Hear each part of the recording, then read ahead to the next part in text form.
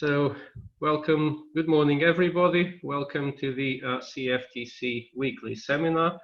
Today we resume an old tradition, the tradition of Nobel Prize seminars. So we are pleased to welcome Carlos Herdeiro from the University of Aveiro. Carlos did his first degree at the University of Porto. This was followed by a PhD at Cambridge University in the UK. He was then a postdoc for some time, first at Stanford, then in Porto.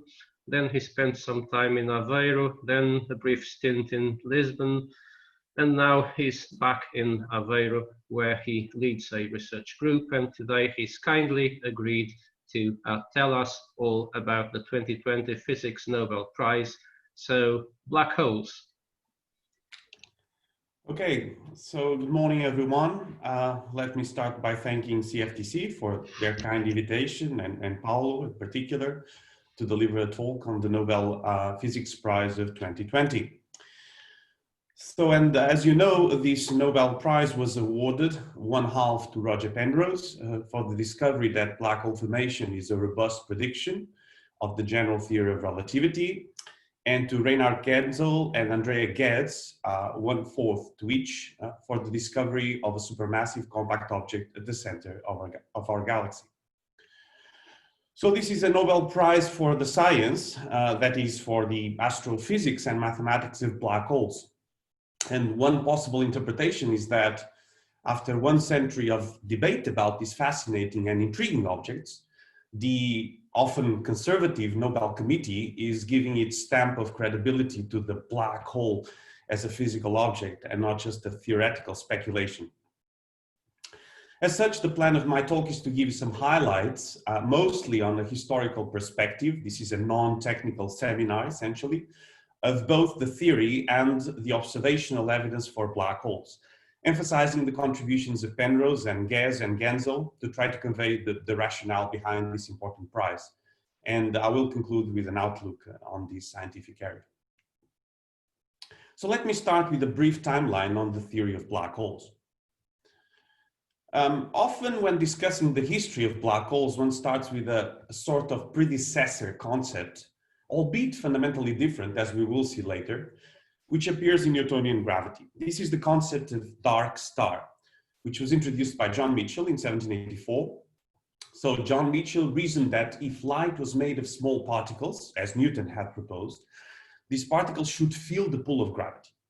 Thus, stars with an escape velocity larger than the speed of light would be invisible for a sufficiently far away observer. And as you can easily compute, in Newtonian gravity, the relation between the mass m and the radius r of a spherical body with escape velocity equal to that of light gives r equals 2gm over c squared, where g is Newton's constant and c the speed of light. So for the mass of the sun, this yields a radius of 3 kilometers, which is very compact indeed. Yet, Michell wrote, if any other luminous bodies should happen to revolve about them, we might still perhaps, from the motions of these revolving bodies, infer the existence of the central ones with some degree of probability. And this is quite visionary and relevant because half of this year's Nobel Prize was precisely due to this sort of observation. But the modern concept of black hole finds its arena only in general relativity, which was presented in its final form in November 1915 by Albert Einstein. So this is a conceptually new formulation of gravitation based on pseudo-Riemannian geometry and representing tidal gravitational forces by the curvature of a space-time manifold, which in turn is determined by the matter-energy content of the universe via the Einstein field equations that you see here. Putting it poetically, as John Wheeler did, matter tells space how to curve. And space tells matter how to move. Thus, the curved space-time bends the motion of light, for instance, and introduces new features in the orbits of planets, unexplained by Newton's theory. And these were the original tests of general relativity. But time is also curved in a sense, meaning its flow depends on the gravitational field and on the observer. So an observer in a weaker gravitational field will perceive the flow of time to slow down for phenomena occurring in a stronger gravitational field.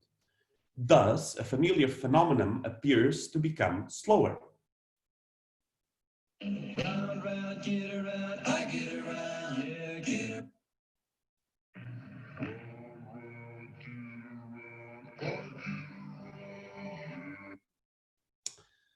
But if the observer is in the stronger gravitational field, the familiar phenomenon remains familiar, and it will perceive the flow of time to speed up in the weaker gravitational field. Round, round, get around, I get around, yeah. Round, round, get around, I get around, yeah, get around. So the phenomenon of slowing down of time, or gravitational redshift, actually becomes particularly acute in the vicinity of a black hole, as predicted by the theoretical solutions of general relativity describing these objects. And the first exact non-trivial solution of general relativity, found by Karl Schwarzschild in 1915 and published in early 1916, precisely describes a black hole, albeit a full understanding of the solution and its labeling as a black hole would still have to wait half a century. So here is what the theorist calls a black hole. It is a metric or line element describing a space-time geometry with certain properties. What you can see in this equation is a four-dimensional line element. There is a time coordinate, t, and three spatial coordinates of spherical type, r, theta, and phi. There is one parameter, m, which is interpreted as the mass that is curving this space-time. If m equal to 0, one gets Minkowski spacetime, which is flat, with its spatial part in spherical coordinates. When r is large, one also recovers flat spacetime, indicating this metric is describing some sort of localized object. The solution of the Einstein equations is called the Schwarzschild metric, or the Schwarzschild black hole, although these coordinates were only introduced in a later paper by Drost, a student of H.A. Lawrence. But interpreting this geometry was far from trivial. In the early days of general relativity, there was a lot of confusion. So in the early 1920s, for instance, the French mathematician and actually a politician, Paul Painlevé, and the Swedish optician, Alvar Gullström, both independently found what they believed to be a new solution to Einstein's equations. But later in 1933, the Belgian priest and cosmologist Georges Lemaitre proved that their metric was simply a coordinate transformation of the Schwarzschild metric. It's actually a curious fact that Gullström, who was a long-time member of the Nobel Committee for Physics and himself the 1911 laureate in medicine and physiology, argued against awarding the Nobel Prize to Einstein for general relativity. So for the Schwarzschild metric, one of the sources of debate was what happens at the Schwarzschild radius. The Schwarzschild radius is when r equals 2gm over c squared, which is precisely the same as the radius of a spherical mass for which the escape velocity is the speed of light in Newtonian theory. At the Schwarzschild radius, in the Schwarzschild metric, there are some strange behaviors. The time-time coefficient of the metric vanishes, and the radial coefficient diverges. So this radius started to be called the Schwarzschild singularity, and this Schwarzschild radius was misunderstood by many. And that includes Albert Einstein himself. In a paper in 1939, Einstein investigates if the Schwarzschild radius can be physical. He states, for instance, this means that a clock kept at this place, meaning the Schwarzschild radius, would go at the rate 0. That is, if you were hearing that song we heard before, it would slow down to stop when approaching the Schwarzschild radius. In other words, time stops there, as seen by an outside observer. And he adds, further, it is easy to show that both light rays and material particles take an infinitely long time, measured in coordinate time, which means by an outside observer, in order to reach the Schwarzschild radius, when originating from a point outside the Schwarzschild radius. In this sense, the Schwarzschild radius constitutes a place where the field is singular. So Einstein goes on to ask if this radius is actually physical, and his conclusion, based on the fact that no material particle has a circular orbit up to that radius, then this radius is not physical. That's his conclusion. In fact, in the conclusions of the paper, he mentions the essential result of this investigation is a clear understanding as to why the Schwarzschild singularities do not exist in physical reality. Although the theory given here treats only clusters whose particles move along circular paths, it does not seem to be subject to reasonable doubt that more general cases will have analogous results. This article is why Einstein is often mentioned to not have believed in black holes.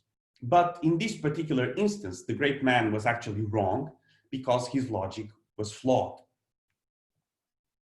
And this was made explicit by a paper of that same year. In 1939, the American physicist Robert Oppenheimer, together with his student Hartland Snyder, understood correctly the Schwarzschild radius. They studied the collapse of a spherical cloud of matter and observed that, for instance, the total time of collapse for an observer co-moving with stellar matter is finite. So, although for an exterior observer, things approaching the Schwarzschild radius take an infinite amount of time, for someone actually co-moving with a collapsing star, it takes a finite time to get to the Schwarzschild radius. Moreover, for the first time, they realized that the Schwarzschild radius is what we now call a horizon, albeit not using this term. They state in the introduction of the paper, the star thus tends to close itself off from any communication with a distant observer, and only its gravitational field persists. We see the birth of the idea of trapped space-time region, and hence of the modern concept of black hole, which is fundamentally different from the Newtonian dark star, because here the black hole region cannot communicate at all with the exterior because of the causal structure of the space-time. In a sense, the future is towards the inside, rather than, as in Newtonian theory, being unable to send information that could reach infinity because of dynamical reasons. However, a key assumption of the Oppenheimer-Snyder calculation was spherical symmetry. Now, a result known as Birkhoff's theorem showed that the Schwarzschild metric is the unique solution of the vacuum Einstein equations under spherical symmetry. This means that outside the collapsing star, the metric is exactly the one of the Schwarzschild spacetime. And as the star collapses completely, the Schwarzschild spacetime should be the endpoint of the collapse. But in the Schwarzschild metric, there is a true physical singularity at r equal to 0, where the curvature blows up. For instance, the square of the curvature tensor, which is the Riemann tensor, r with 4 indices, that you see in this equation, blows up as 1 over r to the 6th as you approach r equal to 0. Thus, spherical collapse, gravitational collapse, creates a trapped space-time region wherein a curvature singularity is hidden. Now, as you probably know, singularities are smoking guns, telltales of the limitations of a physical theory. So, is this because of spherical symmetry? Without this assumption, would the end point of gravitational collapse be something entirely different? After all, if the system was not spherically symmetric, how could infalling matter focus itself to a single point and create the singularity? Could, in more general circumstances, the collapse fail with matter actually bouncing back out? The dust on these and other questions only started to settle in the 1960s, in an epoch that may be called the Renaissance of general relativity. After 2 decades, the 1940s and 1950s, of somewhat slow activity. And this renaissance was motivated by observational developments, namely the discovery of quasars that I'll talk about later. And the progress came in 2 fronts: progress in exact solutions, like the Schwarzschild solution, on which most understanding of strong field phenomena had been based up to that time, and new techniques not using exact solutions to tackle strong field phenomena. And Penrose's contribution falls into this second class. Motivated by the recent discovery of quasars, Penrose, in a 1965 paper, set out to analyze gravitational collapse without the assumption of any symmetry, assuming only that the collapsing matter was reasonable, which in this context means that it had positive energy density. For this purpose, he invented a way to define a black hole region and a singularity without making use of exact solutions, which required new mathematical methods and actually the use of topological techniques. The key concept that Penrose introduced to define a black hole region was that of a trapped surface. To understand it, heuristically, you can consider a closed two-dimensional surface, which is topologically a sphere, but it does not need to be round, emitting light outwards with the light rays orthogonal to the surface. So for a normal spherical surface in flat spacetime, the outward directed light rays diverge, that is, the wavefront grows. But in curved spacetime, it can happen that the outward directed light rays converge. When this occurs, we have a trapped surface. Thus, a trapped surface is a closed two-dimensional surface with the property that all light rays orthogonal to the surface converge when traced towards the future. And the surface with zero outwards expansion is called a marginally trapped surface, or apparent horizon. And in an equilibrium spacetime, in general, the apparent horizon coincides with what is called the event horizon of the black hole.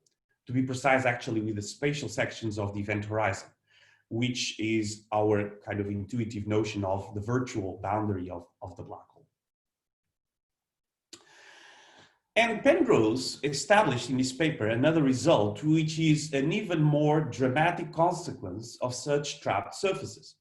Once the trapped surface had formed, it is impossible within the theory of general relativity and with a positive energy density for the collapsing matter to prevent the collapse towards a singularity. This is sketched in this famous figure that first appeared in the 1965 Penrose's paper, where you see that there's a trapped surface forming at some point, and then there is a singularity. And to establish the existence of a singularity, Penrose could not compute just the curvature invariant like we did in the Schwarzschild case because there was no exact solution. So he introduced the concept of geodesic incompleteness as a telltale of a singularity. In a nutshell, he showed that geodesics under these circumstances will actually focus on a finite proper time or a fine parameter, which implies a singularity. So this allowed him to establish that the singularity forms in the collapse after the trapped surface is formed. So thus, Penrose shows that one can define a trapped region or black hole region without resorting to any symmetry. And moreover, that the formation of the black hole region implies the formation of a singularity inside. And these results show that black holes are a robust concept and the existence of singularities a generic property. These ideas fueled an enormous amount of work ever since the 1960s. And moreover, Penrose's techniques could be generalized to the universe as a whole to show that the Big Bang singularity necessarily exists in the past in expanding models of the universe in general relativity, unless some strange matter energy starts to dominate in the early universe. This is the Hawking-Penrose singularity theorem, which was established a few years afterwards in 1970. On the front of exact solutions, on the other hand, a full understanding of the Schwarzschild solution was only achieved in the late 1950s with the work of David Finkelstein, and in 1960 with the work of Martin Kruskal and George Zekers, showing that the Schwarzschild solution has more regions than the exterior region one started with and the black hole region, yielding what we now call the maximal analytic extension of the spacetime. In fact, all these spacetime regions are nicely visualized by a technique introduced again by Roger Penrose in 1963 called conformal compactification. It allows to see the causal structure of the spacetime in a very compact way. So what you are seeing here is the so-called Penrose space-time diagram of the eternal Schwarzschild solution, where we see that it has several regions, not only the initial exterior region, which is asymptotically flat, the black hole region that you see upwards in the diagram, but also two new regions, the time reversal of the black hole region, which is called the white hole region, and another universe region that you see to the left in this diagram. But actually, these two new regions, the white hole and the new asymptotically flat universe, are, however, an abstraction of a black hole that has always existed. For an astrophysically realistic black hole formed from gravitational collapse, only this initial region and the black hole region are actually expected to be present. But the most important black hole solution was not the Schwarzschild solution. It was actually found in that same year that Penrose introduced this technique of conformal compactification. And again, it had an indirect contribution of Roger Penrose due to the development of the so-called Newman-Penrose formulas, which was kind of connected to the process of finding this new solution, which was very, very challenging at the time. The Kerr solution, as it is known, since it was found by Roy Kerr from New Zealand, represents a spinning black hole rather than a spherical static black hole, like the Schwarzschild solution did. And the Kerr solution, besides the mass m, is defined by a second parameter, which is the angular momentum a, which is actually the angular momentum per unit mass. For a equal to 0, it reduces to the Schwarzschild solution, and there is a maximal value of a, which is equal to m, or if we use some other kind of normalization, to 1. It's a much more complex space-time geometry with many remarkable properties that are still nowadays being fully explored. When it was found, however, it was presented just as an example of an exact solution of Einstein's equations with some special mathematical properties. It was called algebraically special. But the true importance of the Kerr metric became visible only when a mathematical theorem was established by Brandon Carter in 1970, which asserts that the Kerr metric represents the, rather than merely some possible, black hole spacetime. Thus, in vacuum, after all matter has either been eaten by the black hole or scattered away, any black hole should be described by the Kerr metric, which has only two macroscopic degrees of freedom, the mass and the angular momentum.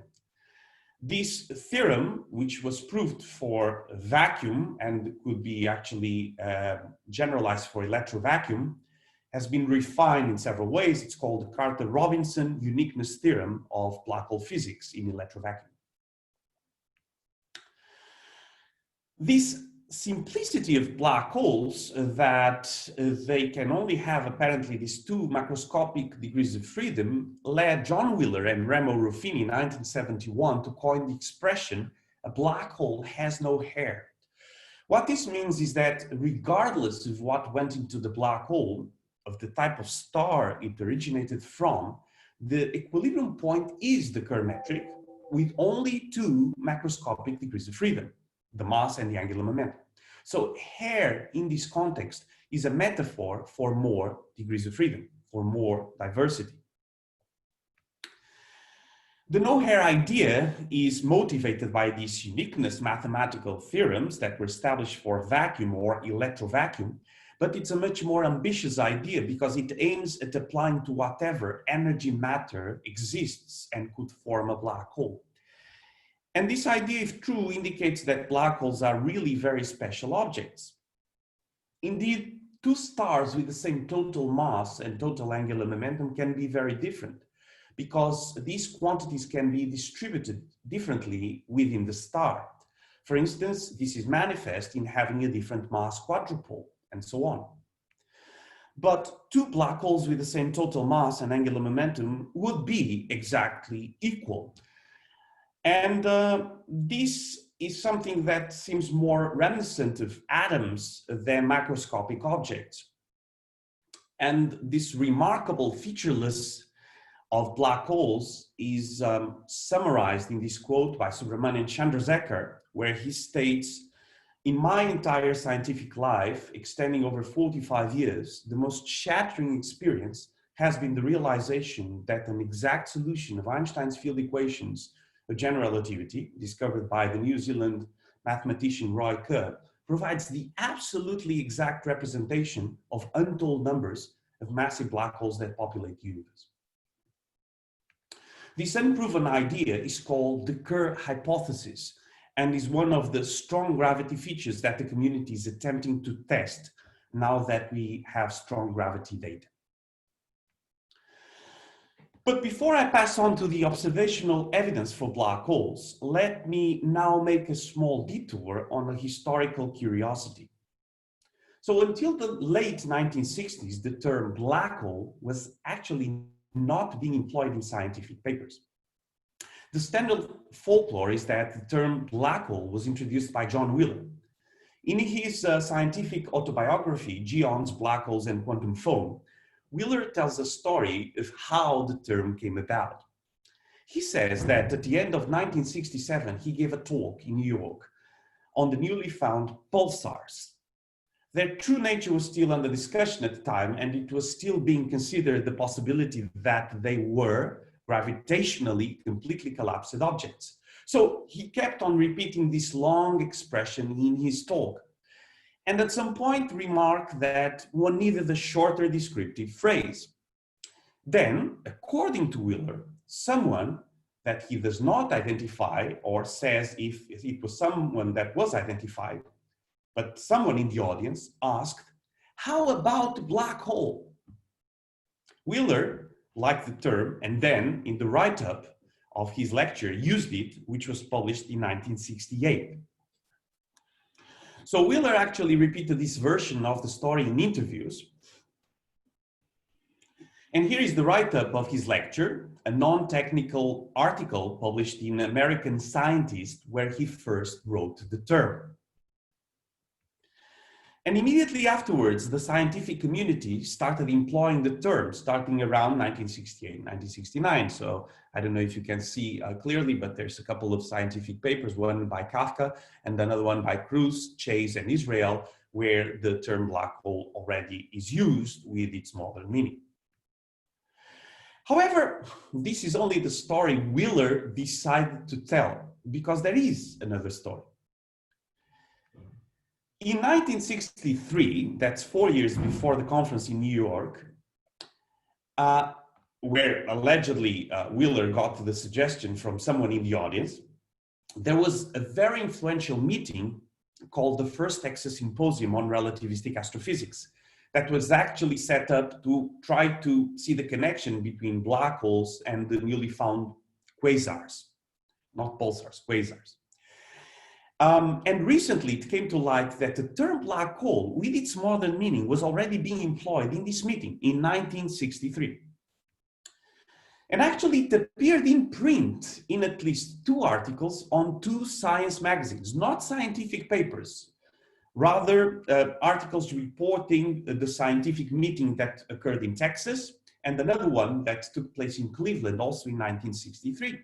But clearly the term is being used with its modern meaning. These earlier usages of the black hole term came to light actually during the 27th Texas Symposium in 2013. So the first Texas Symposium led to a kind of franchise of meetings. And in 2013, in the 27th Texas Symposium, the astrophysicist Hong-Ye Chu confirmed that he himself used in 1963 the term black hole during the first Texas Symposium with its modern meaning. He also confirmed that he had heard it first in a colloquium in Princeton in 1961 or 62 by Robert Dickey. So following up on this, in an interview, Dickey's son revealed that when he was a kid and something went missing in the house, his father, Robert Dickey, used to say, "Maybe it fell into the black hole of Calcutta." So what is the black hole of Calcutta? Well, there is a sad and macabre story which perhaps is folklore or British propaganda. During the period of British India, this was in the 18th century, to be more precise, in 1756, about a small prison or dungeon called the Black Hole Prison in Fort William in Calcutta, wherein, after some dispute, 164 British soldiers were imprisoned overnight. The prison was so small that most of the prisoners died during that night of suffocation or heat exhaustion. This is the size actually attributed to the Black Hole Prison, which again may not be reliable. And there is actually, and this is a fact, a monument in Calcutta about this tragedy. You can read to the memory of the 123 persons who perished in the Black Hole Prison of Old Fort William on the night of the 20th of June, 1756. Well, regardless of the historical accuracy of the Black Hole Prison story, the story was known to Dickey, who may have found an analogy between the cramping of these soldiers in this small space and gravitational collapse. Dickey was a colleague of Wheeler at Princeton, and in an informal conversation in 1996, that actually we dug recently, Wheeler stated that the name black hole was recurrent in his conversations with Dickey, and that there were always playful smiles between the two when the name was brought up. You see, the issue is that the name black hole had a bad spin to it.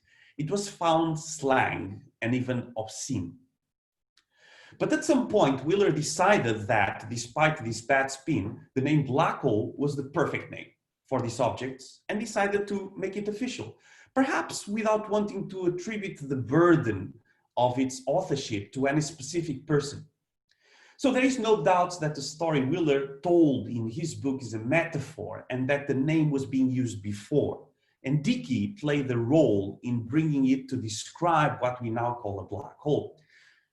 And to make the details of this fascinating story a bit clearer with some new facts, I wrote with José Lemos an article to celebrate the 50 years of the genesis of, or the official genesis of the black hole name, which is in the archive, and it was published in Gazeta Física, where we emphasize the role of Robert Dickey. And to our delight, in the scientific background document of on the Nobel Prize in Physics 2020, the Royal Swedish Academy quoted our paper, which honored us very much. So they say that the American physicist Robert Dickey was the first to use the term during lectures at Princeton in 1960, and Wheeler later helped make it popular. So it's kind of interesting when sometimes you dig a little bit more, you find some alternative stories. But after this historical curiosity, let me move on to the observational evidence for black holes. So black holes have a dual perspective. On the one hand, they are mathematical solutions of general relativity or generalizations thereof, as I explained.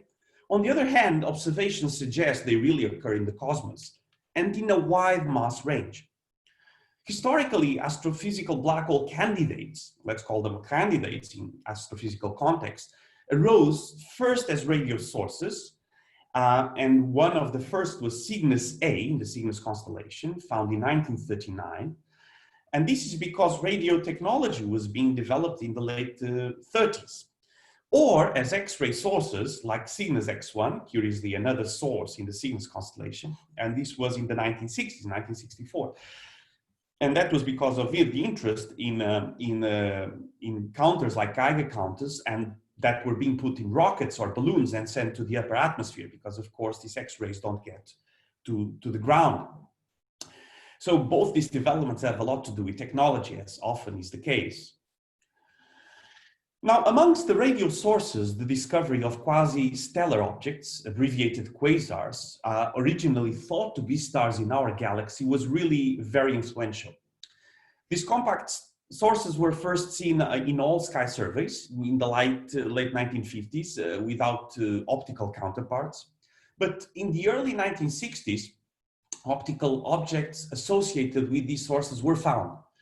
And actually a major breakthrough was achieved when Martin Schmidt identified a particular source named QSO3C273 as being an extragalactic source, with prominent spectral lines indicating a redshift of about Z equals 0.15 or something.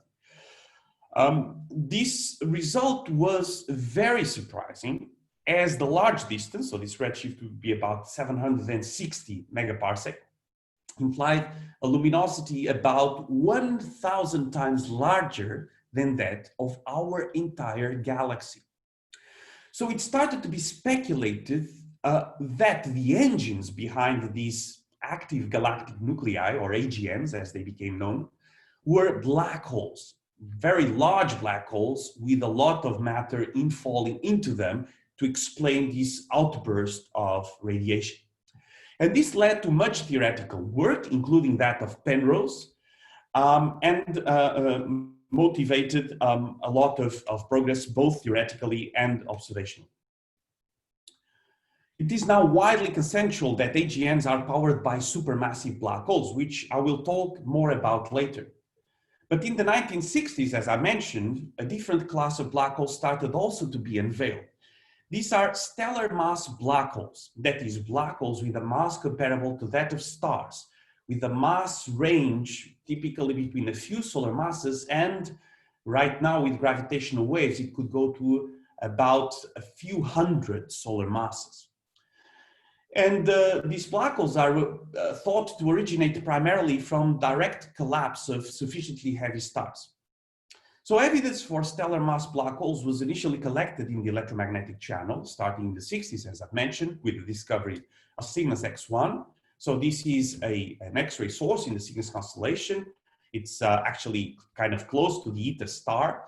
And the X-rays are blocked by the Earth's atmosphere. And so this source was found by instruments in a rocket. Later, it was understood that the source actually comes from a binary system composed of a blue supergiant with this name that you see here, HDE 226868, and an unseen companion. The X-ray emission comes from the matter that's being accreted and accelerated from the star towards the companion, forming what's called an accretion disk.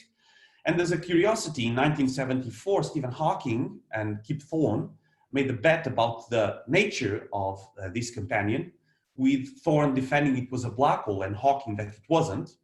Hawking, of course, kind of wanted it to be, but to be on the safe side and have a win-win situation, he said it wasn't. So if you would lose the bet, he would gain the black hole. Hawking eventually conceded the bet in 1990, which was a one-year subscription of an adult magazine to the shock of kind of a reaction of Kip Thorne's wife. The companion is now accepted to be a black hole and estimated to have around 15 solar masses and to be fast spinning. So this parameter that can go up to 1, measuring the spin of the black hole, it could be close to the maximal value, but there's some uncertainties here. There are over 20 such binary systems known in our galaxy, with a black hole surrounded by an accretion disk emitting X-rays due to companion star. And here you can see a sketch with these binary systems showing the inclination with respect to the line of sight of the disk and the tidally distorted companion. Some of these are transient X-ray sources, some are permanent. Of course, we believe that there's many, many more black holes, and there's evidence for that. But if they are not being surrounded by some kind of object, a star, then we will not see them. And we go back to the observation of Mitchell that we could see these things if there would be some companion showing some dynamics. An interesting question is how we use this X-ray information to extract detailed properties of the black hole. In principle, this can be done, since the matter accretion onto the black hole provides electromagnetic signatures to infer black hole properties. But there is the issue of the astrophysical modeling of the accretion disk. In any case, it's interesting to see how this can work, at least as a proof of principle. And one technique is so-called iron K-alpha line method. So that is studying the extremely broad and redshifted iron K-alpha line, which is one of the dominating lines in the so-called reflection spectrum, which has an energy of 6.4 keV in the rest frame, and which is observed in X-ray binaries. It probes the black hole geometry and could constrain its parameter. The iron line method is based on the idea that whereas any spectral lines of the reflection spectrum in the rest frame should be a delta function, so all these lines have a well-defined energy, but if they are propagating in a curved spacetime, they become broad and skewed because of the Doppler and gravitational redshift. And this broadening and skewing is a probe of the space-time geometry. So this is what one sees in real data, including Cygnus X-1. And although in principle, this is a probe of the space-time geometry in the vicinity actually of the innermost stable circular orbit, which is quite close to the strong gravity region, it's somewhat dirty because we need to model the accretion disk, and there's a lot of uncertainties, and something else called the corona around the black hole, which is a kind of an atmosphere of hot electrons. And depending on the model, we can get a lot of degeneracies. But the second class of black holes that we have astrophysical evidence about is this class I've already mentioned of supermassive black holes. These are black holes in the range of about 10 to the 5 to 10 to the 10 solar masses, so 100,000 solar masses to 10 billion solar masses. And black holes in this class are thought to exist at the center of most galaxies. Traditional evidence comes from the radio observations of AGNs, as I mentioned earlier. But another striking piece of observation comes from looking at the motion of stars around the supermassive black hole that was expected kind of to exist and indeed confirmed, or at least the supermassive compact object, at the center of our own galaxy, the Milky Way, where a compact radio source called Sagittarius A star exists and was found in 1974. This region cannot be seen in the optical part of the spectrum due to gas and dust absorption. If you look at the sky, at the Milky Way, in a place where you can actually see it, I mean, there are darker regions, especially in the Sagittarius kind of direction.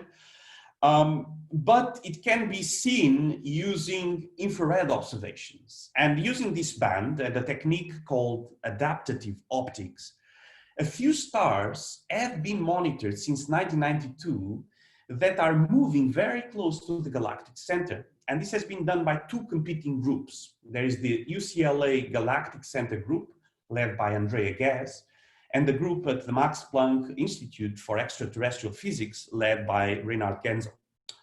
In particular, the closest star, which is called S2, has now been seen over one full orbit. The one full orbit takes about 16 years. And to actually see this, let's take a short trip into the galactic center and see these stars. So there's a little movie. Let's see if it runs. So you see here the direction towards the galactic center, which is in Sagittarius, close to the Scorpion constellation as well. And this is composed with real data.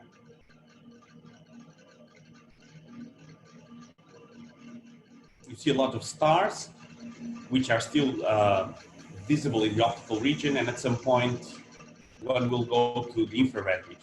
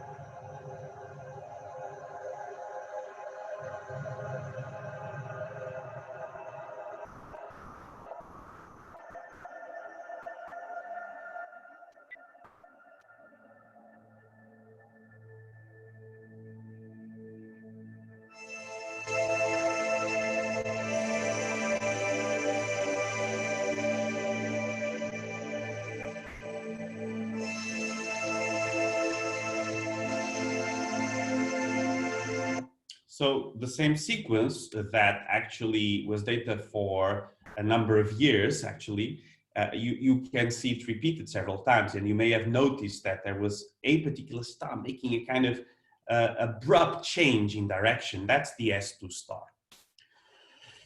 So by looking at these stars and their orbits, which are essentially Keplerian, but I'll go into that in a few slides, you can tell that there is a central object and you can tell its mass. And from the motion of the S2 star, for instance, you can tell this mass is about 4 million solar masses. The periastron of S2, so the distance, the point of closest approach to the center of the orbit, gives a weak bound on the size of the central object. Actually, a more stringent constraint comes from considering the variability of the source, which is seen in radio, as I've said. The group of gas had the advantage over the European group for some time, because earlier on in this kind of competition, they've had access to the 10-meter Keck telescope in Hawaii, whereas the European group had access only to a smaller telescope. And some of the earlier, and not so earlier, in the beginning of the century of this new millennium, are from the gas group, as you can see here. But then the European group had access to the Very Large Telescope in Chile, and later started using this gravity instrument, which is a precision instrument for this purpose, essentially, that allowed them to get some edge, producing some of the latest, most interesting results. For instance, in 2018, they reported that for S2, deviations from a Keplerian orbit due to relativistic effects are already noticeable, like the gravitational redshift that was reported in 2018, or the Schwarzschild precession that was reported this year. And I've highlighted the name of Genzel, but you can see also some names of Portuguese collaborators here, including people from the Faculty of Sciences, António Mourinho. And well, this is really spectacular. Although it's not a problem of the very strong gravity region, because the periastron of S2 is still about 1,000 Schwarzschild radii. So it's not as close to the event horizon as one would have liked to test really, you know, the strong gravity features. Looking at hotspots is probably a much more central region. These hotspots are probably tidally disrupted stars, but the motion is not so well defined. You cannot track the orbit for so long. In any case, current observations establish the existence of a central supermassive and very compact object, which is widely acknowledged to be a black hole, and are seeing some relativistic effects already. And I would recommend an interesting interview, somewhat, politically incorrect, but very interesting, by Genzel at Der Spiegel, to the Der Spiegel, if you'd like to know more in particular about this interesting competition between the two groups. And now this is a kind of a personal reading, but I think the redundancy of having these two different groups with agreeing results was likely very important to choose this particular observation as the observational evidence for black holes by the Nobel Committee in this prize, although the quote of the committee is for the discovery of a supermassive compact object in the center of our galaxy and does not state explicitly black holes. But probably equally important for awarding this Nobel Prize were the two other recent observational breakthroughs supporting the existence of black holes in our universe. Firstly, of course, the detection of transient gravitational waves by the LIGO-Virgo collaboration, which opened a new channel of evidence for the existence of black holes, and which is giving us unprecedented information about black hole populations and properties. So since this first epoch-making detection, which was widely publicized in 2015 to celebrate the GW 150914, the first two science runs did 10 more detections, one of which was also a famous GW 170817. That's the double neutron star collision that was also seen across the electromagnetic spectrum, first as a gamma ray burst. And then the O3 run that was prematurely terminated due to the pandemic was recently announced to have 39 new candidates just from its first part, which is called O3A, at a rate of 1.5 events per week, including 4 confirmed detections. And most of these are interpreted as binary black hole mergers. And secondly, in another spectacular development, Very Large Baseline Interferometry has provided the first image of a black hole resolving horizon scale structure. So this was the giant black hole at the center of the giant elliptic galaxy M87. The black hole is often called M87 star. Here's the famous image. The remarkable feature is really the angular scale, which you can see here on the left. It's a few tens of micro arc seconds. So that means one needs a kind of a telescope, in this case is an array of telescopes with an opening of the kind of the size of the Earth. And of course we just have scattered telescopes in the globe. That's what Event Horizon Telescope collaboration does. One observes a bright emission ring and a darker central region, which is dubbed the black hole shadow. It's not the black hole region itself, but rather a larger region, which is the region that can capture light. And it's delimited by the so-called fundamental photon orbits, which includes the famous light rings. This is a really huge supermassive black hole with about 6 billion solar masses. And here's a comparison of the size of the system with the solar system to appreciate the hugeness of M87 star. So to close my talk, let me say that the near future promises to yield observational data of unprecedented precision to test the true nature of these objects. I think one can call this the dawn of the precision black hole astrophysics era. There will be more accurate X-ray data, more accurate interferometric data, more gravitational wave events, better black hole images, and other things that we may not even expect. And there was never a better time for strong gravity research, in particular on these fascinating objects called black holes. It's timely to address some central questions such as, what are the black hole populations in the universe? So we see some mass ranges where they exist. Why these ones? Where does it end? How do they form? Are all astrophysical black holes really described by the canonical general relativity Kerr metric? So test this Kerr hypothesis. Can astrophysical black holes give us hints about new physics beyond general relativity or even beyond the standard model of particle physics?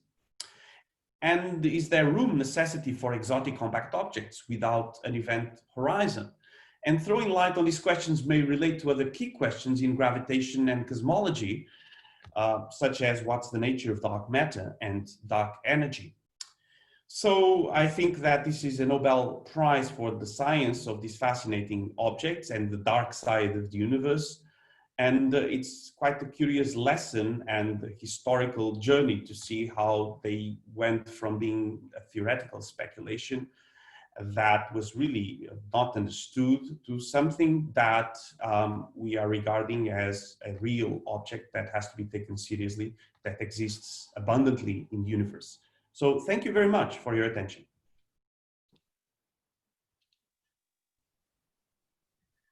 Okay, thanks very much to Carlos for this riveting seminar.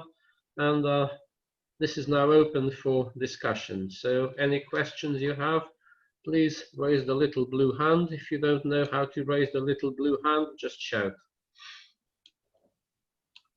Questions, anybody? Margarida. Margarida, you may ask your question. Myself, sorry, I'm now unmuted, but still not visible. My internet has already gone down, so I hope it doesn't really do that again. I was saying, Carlos, thank you very much for a beautiful talk, and it was very clear, very inspiring, and even stole any question that I might have. But I would like to hear if you have anything else to say about your first and last questions. So the population of black holes in the universe and how they don't relate to these other dark objects. Okay, thank you, Margarida, for the question. I think that we are already learning some things. So, for instance, from gravitational waves, we've found, according to the interpretation of the events that we have, more massive black holes than the ones that we had seen from X-ray observations. So gravitational waves are, because LIGO is only sensitive to a certain wavelength or frequencies, we are only testing the stellar mass range. In the stellar mass range from X-ray binaries, we had evidence before for black holes to up about 30 solar masses. And even the first event that we saw, GW150914, it was a coalescence of two black holes, each with about 30 solar masses, actually a bit more, leading to a final black hole with over 60 solar masses. And in the subsequent events, we saw evidence for forming black holes which are of that mass or even higher. There's one event with a final mass of about 80 solar masses. So that's already something we didn't know. More interestingly, even, there was a recent event, which is GW 190521, and this has been quite intriguing and arising a lot of debate because the progenitors, that is the initial black holes, their mass has been estimated to be about 60 and 80 solar masses of the progenitors, giving rise to a very, very heavy black hole. And here the issue is that according to standard stellar evolution theory, there is this peristability supernova mass gap in the black hole population that you would form directly from the collapse of a single star. So because of the details of the process of collapse, people don't expect that black holes with a mass from about 50 to around 120 solar masses form directly from the collapse. So you see, the progenitors of this last event that I mentioned actually fall into this gap, which raises the question, how did they form? Were themselves already a second generation black hole that formed from a previous merger? This has been tested, but it's highly disfavored. It's very unlikely. So there's some kind of debate going on, but certainly this is putting new pieces of information about the black hole populations. I think that we could say something about supermassive black holes, but let me keep this information for the black hole populations. So about, for instance, the dark side, this is something, of course, that it's very intriguing, and we are having already some hints. With the event, I'm going again back to gravitational waves because this is one of the channels in which we are getting more information. So from GW 170817, which was the double neutron star merger, it was set a very stringent bound on the speed of gravity. So because we saw the merger of these objects in the gravitational wave band, and then we saw this gamma ray burst, which was 1.7 seconds afterwards. But even giving a margin that this was not emitted at the same time, because of the large distance, it means that the velocity of the gravitational waves and the velocity of light are very, very similar. And actually you can put that the velocity of gravitational waves coincides with that of light up to 1 part in 10 to the 15 or something. So this is a really stringent. And in a lot of models, or some of the models that have been invoked to explain dark energy, there is extra modes, because this uses modified gravity. There are extra modes for the graviton, if you'd like. So the gravitational propagation has extra degrees of freedom, and they do not travel exactly at the speed of light. So this is putting those models a lot into tension. And this is one example. I could also say something about dark matter, but I don't want to kind of expand myself too much. But yeah, I think that there's possibilities and new information that's coming from these lessons about black holes. Now, I've mentioned essentially gravitational waves. Of course, you can ask about, how about the particular observation that was used in this year's Nobel Prize?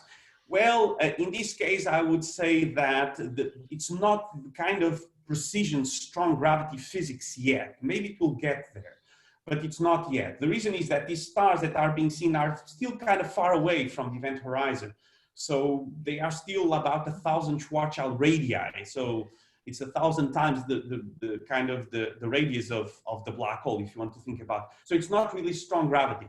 But one is seeing already relativistic effects, and some models that claim, for instance, that the central object is not a black hole, but rather some kind of condensate of whatever, ultralight bosons or whatever, then they need to be consistent with these orbits.